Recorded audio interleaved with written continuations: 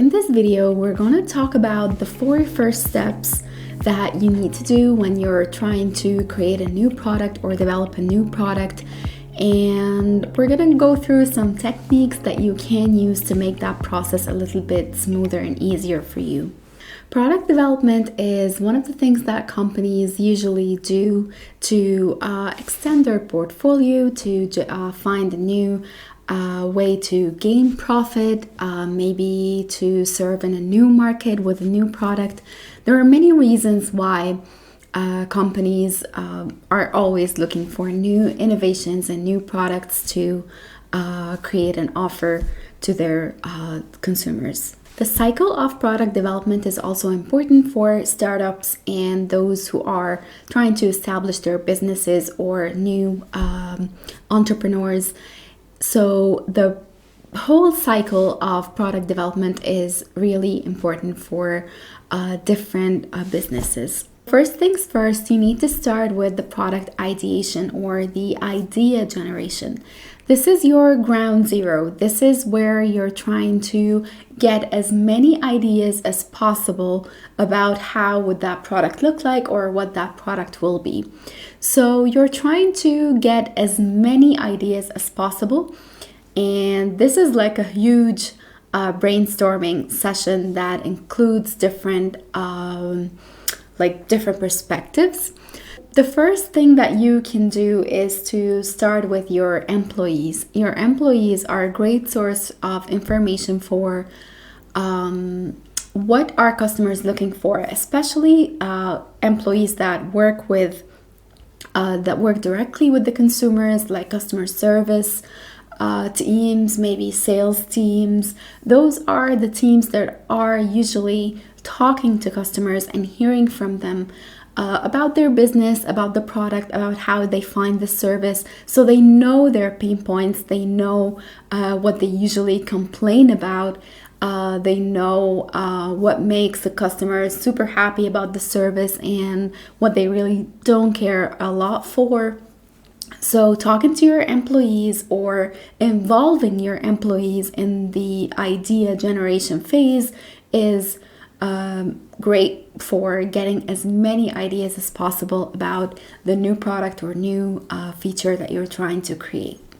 The second source of information comes naturally, which is the customers or your customers themselves. You can talk to them directly, maybe in a friendly conversation. You can conduct customer surveys. You can maybe do some focus groups and ask them about what do they think of the current product portfolio, what they're missing, what they're probably using from other competitors that it's something that you don't have and something that they need, so they go to another competitor. The third technique that you can use when you're collecting ideas or generating ideas about your new product is a SWOT analysis. And we have a whole video explaining what is a SWOT analysis and how to do it. But it's a great way to find out your strengths, your weaknesses, and your opportunities and threats, how you can look at the bigger picture in the market or in the industry and start generating ideas from there. Another technique that you can use, and many companies actually enjoy that technique, which is the SCAMPER technique. So the SCAMPER is really just an acronym for several verbs, which is substitute, combine, adopt, modify, put to another use, eliminate, and reverse. So those verbs are mainly like a framework through which you can take your existing product portfolio or products that are already in the market, and you try to play with them a bit. So you substitute one product with the other, or maybe improve a product with a new feature. You can combine 2 products into one and come up with a new innovation. You can modify, which is, adding features like we said. You can eliminate and make the product a little bit smoother or easier. So if there's a service that requires, maybe 2-3 steps for the customer to finally finish it or purchase it, you can make that only one step, and that would be you eliminating steps or making the product a little bit easier, or offering a new product which is a lot easier than the first one, reversing, adapting. So these are really fun and playful techniques or framework that you can use to come up with new ideas for products. Keep in mind that the idea generation phase can be a long one, because you're listening to so many different perspectives, you're trying different things, you're experimenting, you're maybe gathering insights or intelligence from the market, from the industry, from maybe different markets as well. So it can take quite a while to come up with a lot of ideas for generating products, but it's totally worth it. And this is how you can come up with a strong base, or this is the base that you build so that you can be sure, or as sure as possible about the product once you are ready to launch.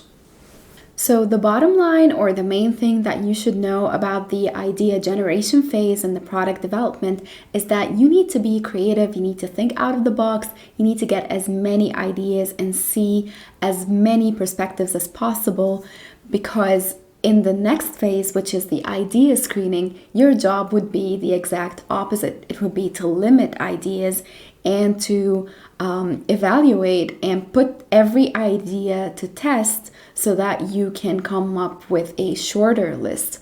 But when you're on the first step, still generating ideas, you need to be as creative as possible. This is the time to unleash your imagination and your creativity. The second phase, which is the idea screening, is basically, like we said, filtering out the ideas that you generated before. And you don't just filter ideas based on preferences or personal views. You actually have to evaluate and give every idea the chance to prove itself. So you have to look at the return on investment. Is this a viable product? Is this product going to be profitable? Is it relevant to our brand? Is it something that we can really produce? Is it can we actually produce that product in good quality so that it has enough potential to compete in the market? So you have to test out every idea and eliminate the ones that you think are not suitable or are not viable. The second thing you need to look at is affordability.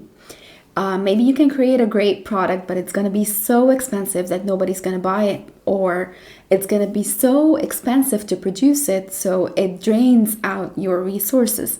So the budget or the affordability of that product is super important for you as a business and for the customers as well once you launch. Market potential is, of course, you need to look at the market. You need to see where that product will fit, who will it compete with, or what will it compete with, and also evaluate your idea from that point of view. So these are three major factors that you need to analyze, and based on them, you need to cross out ideas that you don't think are viable and proceed with the ideas that you think are worth it. The third step when you're developing a new product is concept development and testing. And in that phase, you need to identify 1 to 3 products maximum that you think those are going to be, one of them is going to be your next innovation. In that third phase, you need to turn your product idea to a concept. And the difference between an idea and a concept is that the concept is more detailed and it covers every single thing that you need to know about that product written down and described. It identifies exactly what this product does, who it targets, what you think it's going to achieve for the company, and other questions that everyone in the company will be asking naturally. To create a new product, this is a very long process, and it needs to be tested. There's a huge amount of resources and time spent on that product. So you want that product to succeed in the market once you launch. You don't want to be wasting everyone's time and resources. So you need to be careful and you need to be detailed. This cannot be just an idea or a dream.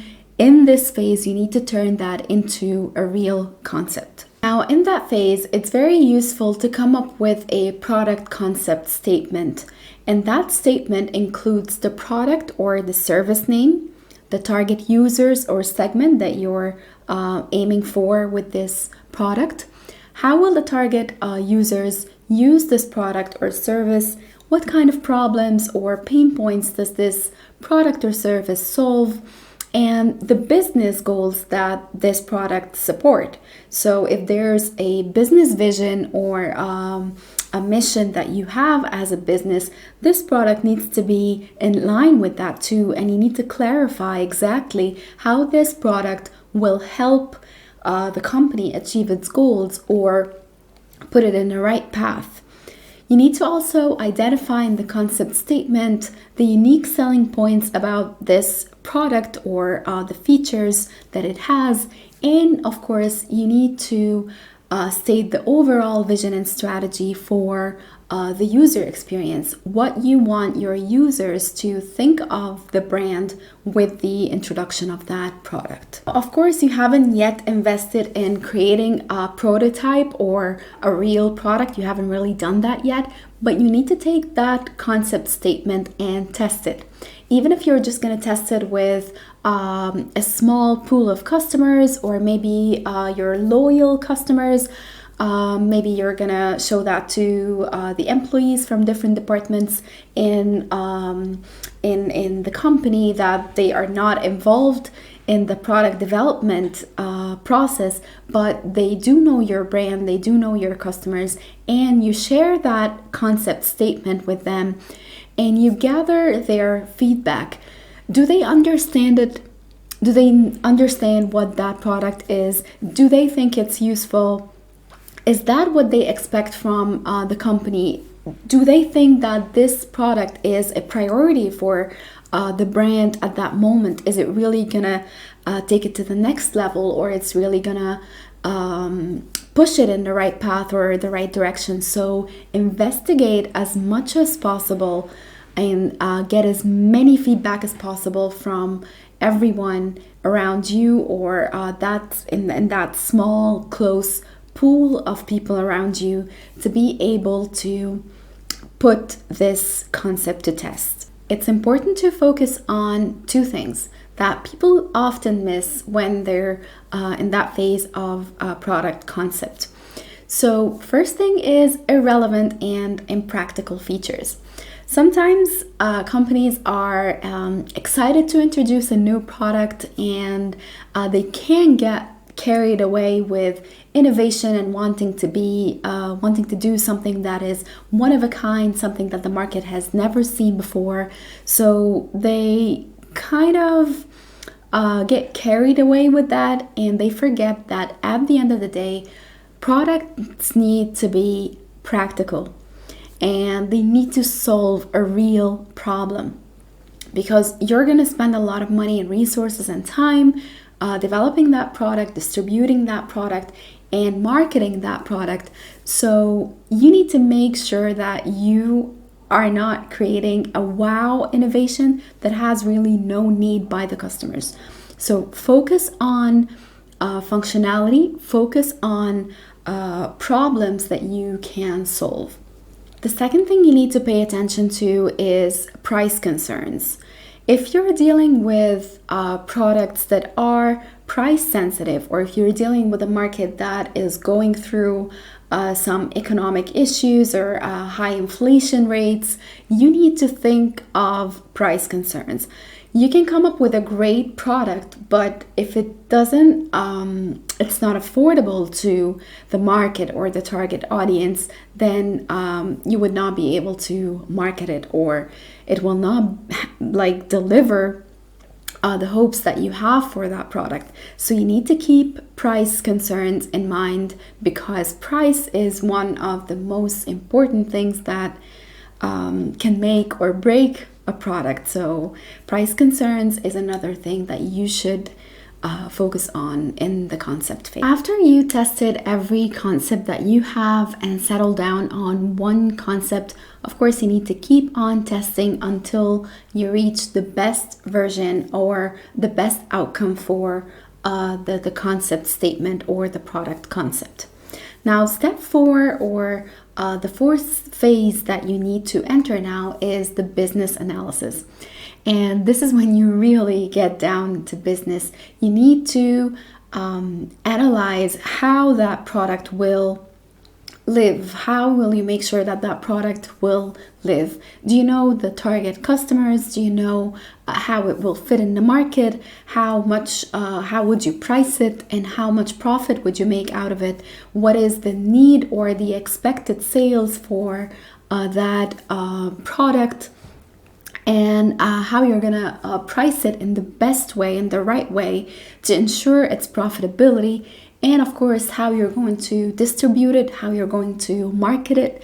And basically, you're going to do the full marketing mix exercise. And if you're not sure about what the marketing mix is, you can check our video series, What is the Marketing Mix? It explains every P or of the marketing mix, and you can refer to that. This is where you need to make sure that this product will have a strategy, and you have a plan for it, and you have all the keys and the tools that you can use to make sure that this product becomes a success. Now, one of the most important things that you need to come up with during the business analysis phase is the product positioning statement.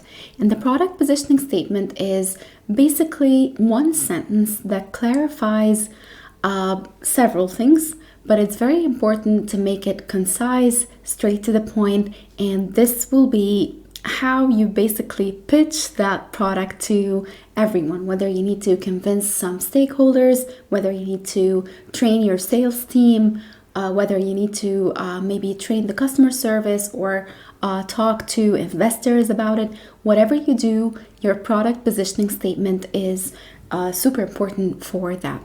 Now, the product positioning statement is a sentence that highlights first who is your target audience. Is you are creating this product for someone, who that someone is, and how would they benefit from it. Number 2 is this sentence has to be simple and easy to remember, because this is, if you want one thing that will be stuck on the stakeholders' minds or the customers' minds or whoever you're presenting this product to, you need them to remember the product positioning statement. So it has to be simple and easy to remember. The third thing is it has to state the value of that product. And it has to be credible, it has to be relevant, of course. So there has to be some sort of reason to believe. If you want someone to believe that this is a premium, high quality product, you have to mention something in the positioning statement that would give them a reason to believe so.